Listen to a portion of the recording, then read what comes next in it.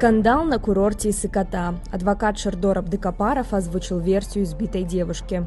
Инцидент произошел 18 августа. Компания сняла домики, чтобы отметить день рождения пострадавшей. Когда они обратились к другим отдыхающим и попросили у них газовый баллончик для костра, девушка из той компании проявила агрессию, отвечая матами и оскорблениями.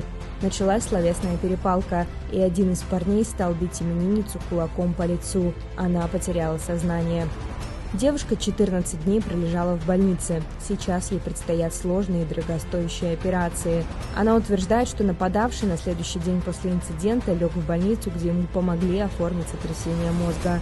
Также, по ее словам, парень написал встречное заявление о том, что его избили.